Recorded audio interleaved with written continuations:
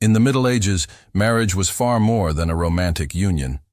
It was a strategic alliance, often dictated by familial ties, social standing, and the pursuit of power. Marriage in this period was a transaction, an exchange of wealth, land, and political favor. Betrothal, often arranged when children were young, marked the beginning of this transactional process. Nobles and royalty saw marriage as a way to secure alliances and consolidate power rather than for love. In 12th century England, for instance, King Henry I arranged the marriage of his daughter Matilda to the future Holy Roman Emperor Henry V.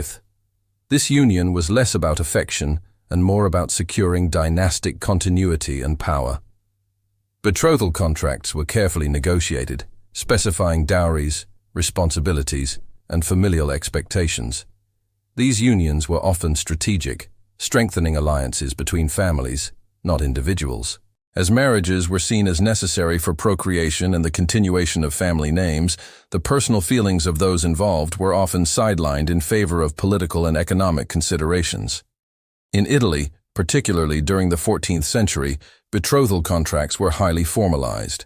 Merchant Francesco Dattini left behind a detailed archive of his own betrothal contract, which meticulously outlined the dowry, responsibilities, and penalties for breaking off the engagement.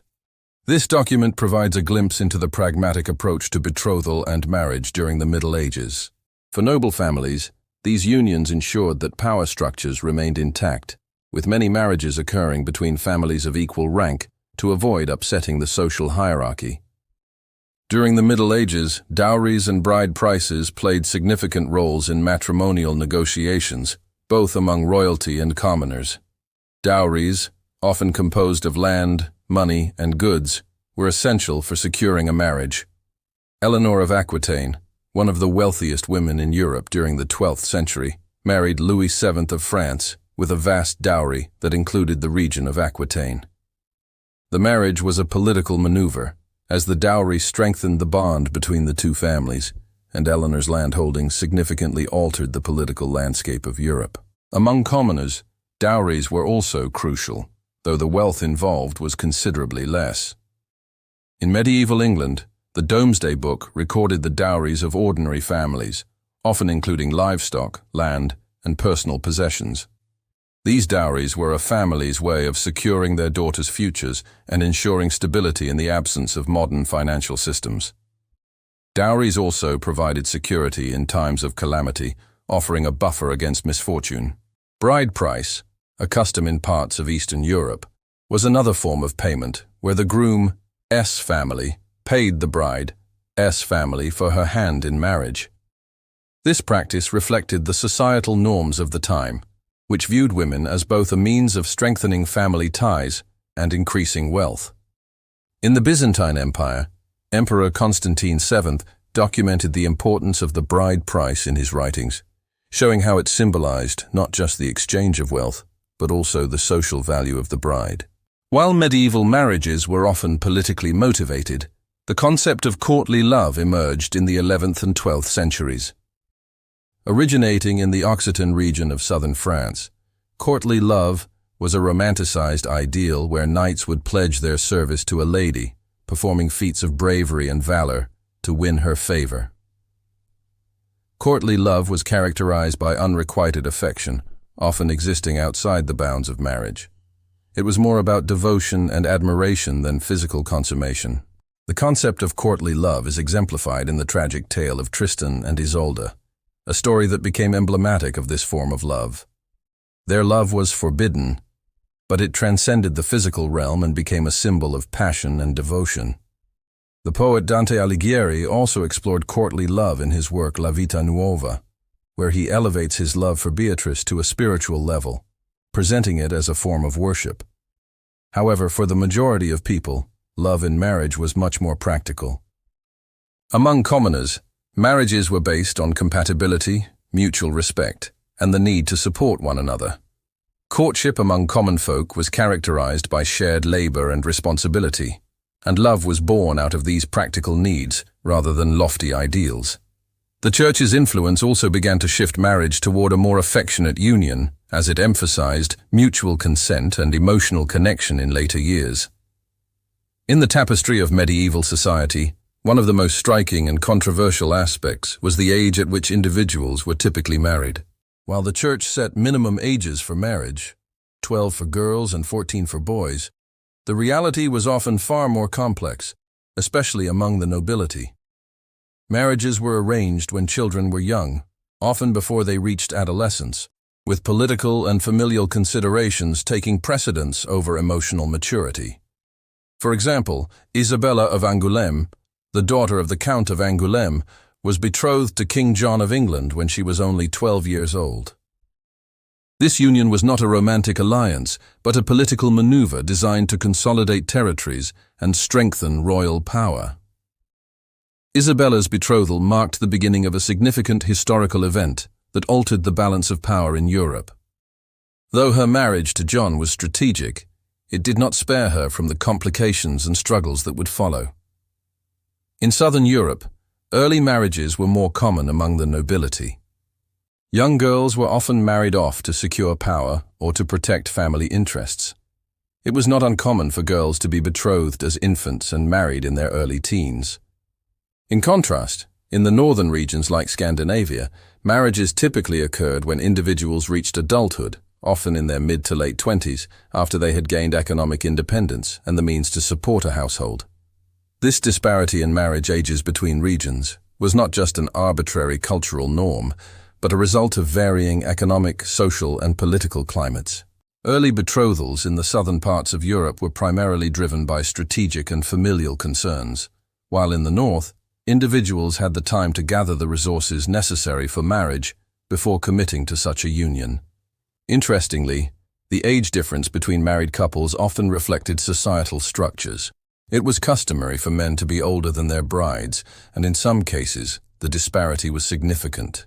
The age gap between a young bride and an older groom, especially among the nobility, signified the groom's ability to provide for the bride and his elevated social standing. However, this practice led to complex power dynamics within marriage, as young brides were often subject to their husband's authority, with little agency of their own. Yet, in some instances, the marriages between young couples, despite their strategic origins, blossomed into true companionship over time. Some medieval chronicles and documents describe how childhood betrothals, although initially transactional, evolved into deep partnerships where affection and trust grew over the years. Such unions became an integral part of medieval society and proved that, even within a rigid system, love could find a way to flourish, albeit under the shadow of political obligation. The Church's role in medieval matrimony was not only substantial, but transformative, as it sought to shape the understanding of marriage and its societal implications. By the 12th century, marriage had become one of the 7 sacraments of the Church, raising the union between man and woman to a sacred level. Marriage was no longer just a contract between two families, but a vow made before God, further entrenching the Church's influence over matrimonial customs. The Church's decree in the 12th century, under Pope Alexander III, that marriage was a sacrament solidified its role in regulating matrimonial unions. It signified that the commitment between husband and wife was not just a social or legal contract, but a divine vow that should not be broken. This shift not only elevated the status of marriage, but also placed it under the Church's jurisdiction. The Church became the primary authority in marriage, overseeing not just the spiritual aspects but the legalities as well. One of the most significant shifts in marriage law was the Church's regulation of consanguinity, the closeness of blood relations between spouses. Through councils such as the Fourth Lateran Council of 1215, the Church established rules prohibiting marriage between close relatives such as first cousins. This prohibition served both social and religious purposes, aimed at preventing the consolidation of power within families and ensuring the social fabric of medieval communities remained intact. The idea was to promote healthy relationships and preserve the sanctity of marriage as a divinely ordained union. Moreover, the Church played a critical role in marriage annulments. While divorce was practically unheard of, annulments, which declared that a marriage had never been valid, provided a way out of unions that had failed for various reasons, including consanguinity or failure to consummate the marriage. The annulment of the marriage between Louis VII of France and Eleanor of Aquitaine, based on consanguinity, is a prime example of the Church's power to dissolve marriages for strategic reasons. The concept of marital consent was also crucial to the Church's teachings. A key aspect of medieval marriage was that it could not be legally valid unless both parties consented to the union. This idea, articulated by the canon law, emphasized that the bride and groom should express their agreement freely. However, this principle was often complicated by the prevalent practice of arranged marriages, especially among the nobility, where familial and political considerations were prioritized over personal consent. Furthermore, the Church wielded significant influence over the wedding ceremonies themselves. The blessing of the marriage was not just a religious duty, but an essential part of the ceremony, ensuring that the union was recognized by the Church and deemed legitimate in the eyes of God. The Church's emphasis on mutual consent and fidelity also served to protect the sanctity of marriage, positioning it as a lifelong commitment. Medieval weddings, especially those of the nobility, were elaborate affairs, filled with symbolism and grandeur. These ceremonies, while sacred, were also social spectacles meant to reinforce political alliances and social hierarchies. The rituals surrounding the wedding ceremony, often preceded by months of preparation and negotiation, reflected the importance of marriage in medieval society as both a personal and political institution. The ceremony typically began with the formal betrothal, where the couple publicly declared their intent to marry in the presence of family and clergy. This act was often accompanied by the exchange of gifts and the signing of contracts. Among the nobility, the betrothal was a solemn affair, and the bride's dowry was a key part of the agreement, reflecting the wealth and status of the families involved. The wedding ceremony itself was an opulent display, especially in royal courts. The union of King Henry II of England and Eleanor of Aquitaine in 1152 was one such event. The wedding took place with much fanfare, with Eleanor arriving on horseback, adorned in finery, and accompanied by a large procession of nobles and dignitaries. The wedding ceremony was not only a religious ritual, but also a statement of power, consolidating the rule of Henry and Eleanor over their vast territories. In contrast to the grandeur of royal weddings, the ceremonies for commoners were far simpler. Nonetheless, even these marriages involved rituals that had deep social and religious significance. The ceremony often took place in the local church, where the couple would exchange vows before the priest. The marriage was legally binding as soon as both parties consented, and the couple would then proceed to the bride's home, where celebrations would continue with music, feasting, and communal participation. One unique aspect of medieval weddings, especially among the nobility, was the practice of the bedding ceremony. This event, which took place after the wedding ceremony, involved the newlyweds being escorted to their marriage bed by family members and guests. The ritual was meant to celebrate the consummation of the marriage and to mark the beginning of the couple as life together. The public nature of this event reflects the societal view of marriage not just as a private affair, but as a public and communal event. The wedding feast that followed was an integral part of the celebration. It showcased the wealth and status of the families involved, often featuring numerous courses of sumptuous food. The wedding of King Edward II to Isabella of France in 1308, for example, featured a lavish feast with 30 courses, including exotic dishes like venison, wild boar, and sugar sculptures. Music, dancing, and entertainment accompanied the feast, ensuring that the wedding was a social and political spectacle, a lavish display of wealth, power, and alliance building. Marriage in the Middle Ages was considered a permanent bond, largely dictated by the Church's teachings. However, as with all aspects of life, not every union was smooth. Marital separation during this period was a complicated and often lengthy process, and divorce, as we understand it today, was virtually non-existent. Instead, there were two primary alternatives for those seeking an escape from an unhappy marriage: annulment and separation from bed and board. Annulment was the formal declaration that the marriage had never existed, thus voiding its legitimacy. This was not a simple process, and was only granted under specific circumstances, usually by the Church. In the case of King Louis VII of France and Eleanor of Aquitaine, their marriage was annulled on the grounds of consanguinity, being too closely related to be married under the Church anti-S rules. This annulment was politically charged, as it allowed Eleanor to marry Henry II of England, which significantly altered the balance of power in Europe. However, annulment was not granted lightly, and often required that the couple's marriage be deemed invalid from the beginning due to issues such as consanguinity, non-consummation, or coercion. In some cases, the annulment would be granted after the couple had already had children, raising questions about legitimacy and inheritance rights. Separation from bed and board, devotium, was another way for couples to part ways, though it did not dissolve the marriage itself. This separation allowed the couple to live apart, typically due to reasons such as cruelty, desertion, or failure to fulfill marital duties, but they remained legally married. In cases of separation, the couple would still be bound by their vows, and the wife would often remain under her husband's protection or authority. Separation could also be used in cases where the marriage had failed to produce children, as heirs were crucial for the continuation of noble lines. While divorce was largely frowned upon by the Church, the concept of annulment and separation offered some recourse for those in unhappy marriages. However, these processes were not easy to navigate.